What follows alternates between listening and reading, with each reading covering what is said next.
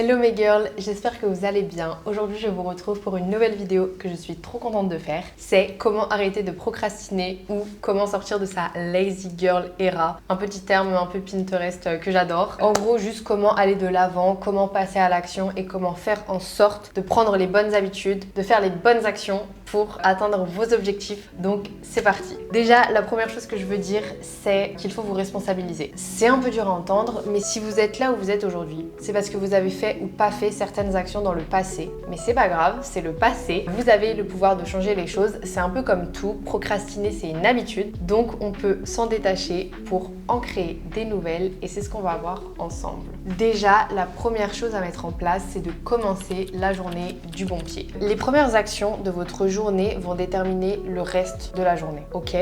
Donc il va être hyper important de faire attention à ce que vous faites le matin et dans la première heure qui suit votre réveil. C'est là où votre cerveau est un peu le plus malléable et qui va s'adapter à vos comportements. Donc, première chose, on n'utilise pas son téléphone le matin, s'il vous plaît. Pendant au moins 30 minutes, si vous pouvez même 1 heure, n'utilisez pas votre téléphone. C'est la pire des choses à faire pour le cerveau. Je sais que c'est très compliqué pour beaucoup d'entre vous, mais vous pouvez mettre des petites choses en place. Déjà, vous pouvez vous acheter un réveil et ne pas dormir avec le téléphone dans la chambre. Je sais qu'il y a plein de gens qui font ça et c'est très efficace. C'est radical, mais c'est efficace. Moi, je sais que mon téléphone, je m'en sers quand même comme réveil, mais il me sert juste de réveil. C'est-à-dire que si mon réveil sonne, je fais arrêter et je me lève, je fais autre chose. Mais mon téléphone est en mode avion la nuit, donc dans tous les cas, j'ai pas de notif, j'ai rien à voir sur mon téléphone. Donc je me lève et je fais ma petite morning routine. Donc moi, c'est vrai que j'en profite pour faire ma skincare, mon journaling, ma méditation.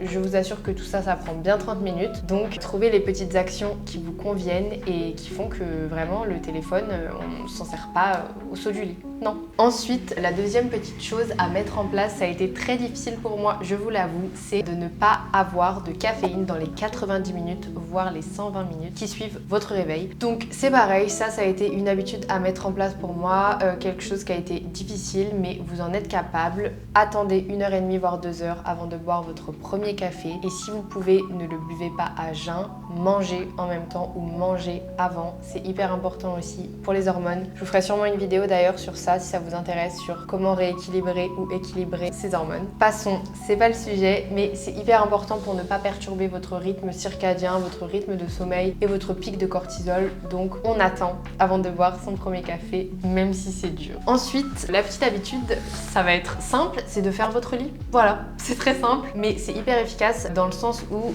donc vous vous levez, vous pouvez aérer votre chambre, aérer votre lit quelques instants et après faites votre lit. Ça vous encourage déjà parce que vous avez effectué une action dès le matin, donc votre cerveau il se dit yes, genre on commence par une bonne action, une action productive, ça set un peu le ton pour le reste de la journée et ça vous permet aussi de pas retourner au lit. Si votre lit est bien fait, croyez-moi, vous n'allez pas avoir envie d'y retourner, donc faites votre lit. Et la quatrième petite chose que je pourrais ajouter qui va un peu avec le fait de faire son lit, c'est d'effectuer le matin 3 micro-tâches. Donc quand j'entends micro-tâches, par exemple, ça peut être faire son lit, ranger le linge, faire la vaisselle, ranger la vaisselle de la veille, préparer quelque chose, voilà, vraiment des petites tâches qui vous prennent pas beaucoup de temps mais qui disent à votre cerveau on est productif, on va de l'avant et on remet pas tout à plus tard. Moi je me suis rendu compte que parfois j'avais une mauvaise manière, c'est lorsqu'on me demandait quelque chose, surtout dans le travail, je notais faire ça pour machin. Mais en fait ça irait plus vite si juste je le faisais directement. Donc arrêtez de tout remettre à plus tard, faites les micro-tâches qui ont besoin d'être faites maintenant et ça va vous habituer à être de plus en plus productive.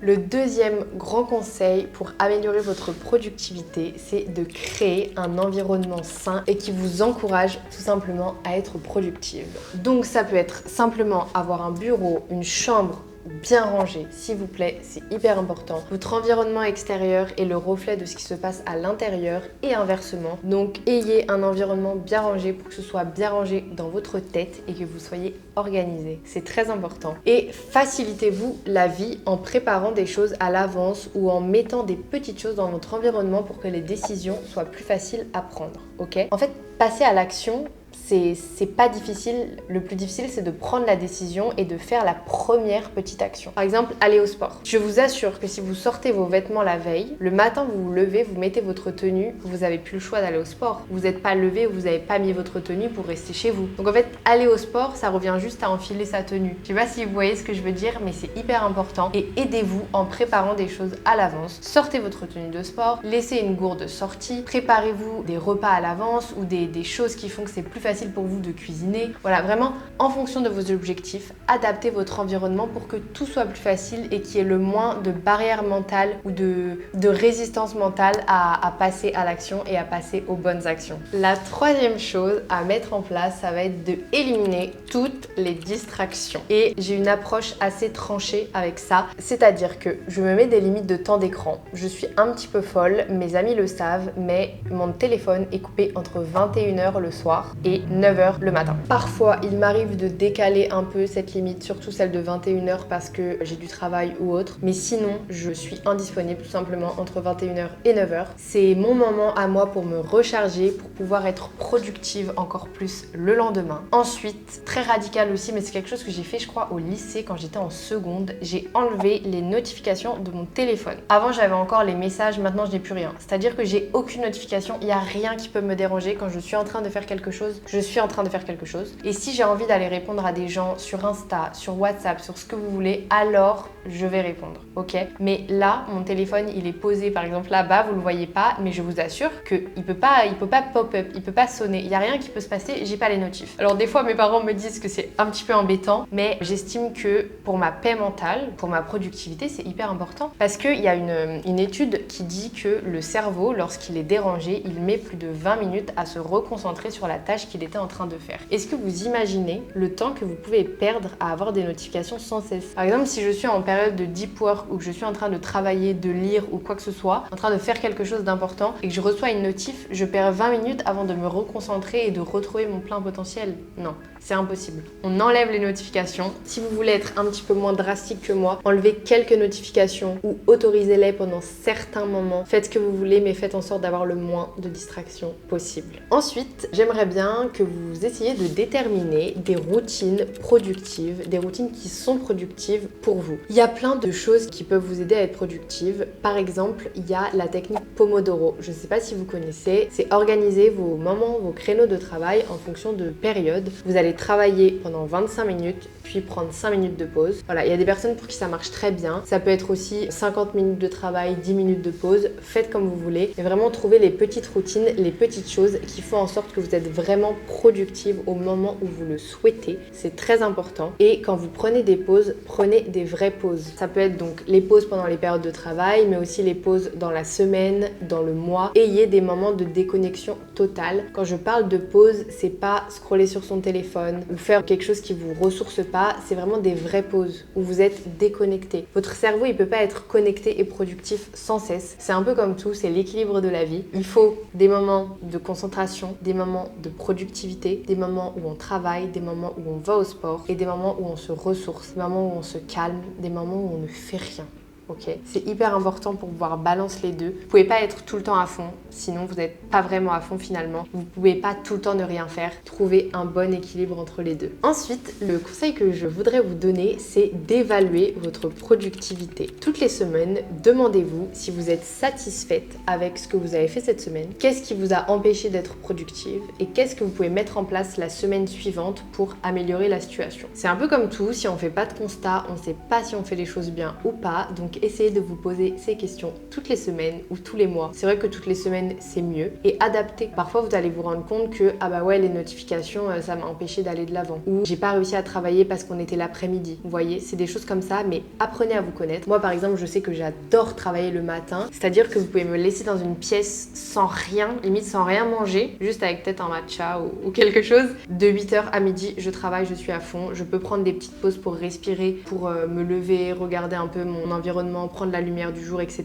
Mais sinon, je suis hyper productive le matin, alors que l'après-midi, je préfère faire des tâches plus créatives ou vous voyez, plus calmes, qui me demandent moins de réflexion. Mais voilà, ça dépend. Il y a des personnes qui sont très productives le soir. Vraiment, adaptez-vous. Et pour ça, il faut faire des bilans. Il faut apprendre à vous connaître pour toujours prendre les bonnes décisions pour aller de l'avant. Et il faut aussi savoir que ce que vous décidez aujourd'hui, ça va pas forcément être la même chose plus tard. Par exemple, il y a des personnes qui font des très bonnes séances le matin et au bout de 1 an, 2 ans, elles se rendent compte qu'en fait, elles sont plus du soir. Donc, ça dépend de chacun, ça dépend de chaque période. Donc, apprenez à vous connaître. Pour évaluer et ajuster la productivité, vous pouvez aussi bien sûr utiliser une appli de suivi des habitudes. Moi, vous savez que j'utilise Habit et j'adore. Donc n'hésitez pas à télécharger cette appli, elle est gratuite. Et je dirais aussi de ne pas surcharger ces to-do list parce que sinon à la fin de la journée vous allez toujours vous dire ah mais non mais j'ai pas fait ça, c'est nul. Non, juste si vous aviez 500 000 actions, c'est normal. Là, je me parle à moi-même. Voilà, essayez de vous mettre 3 priorités grand max par jour. Maintenant, j'ai énormément changé mon organisation, ce qui fait que chaque jour, j'ai 1-2 priorités, mais pas plus. C'est mes priorités. Je peux avoir des tâches secondaires, mais c'est pas le plus important. Donc, vos priorités, ça peut être par exemple réviser pour ce contrôle, faire,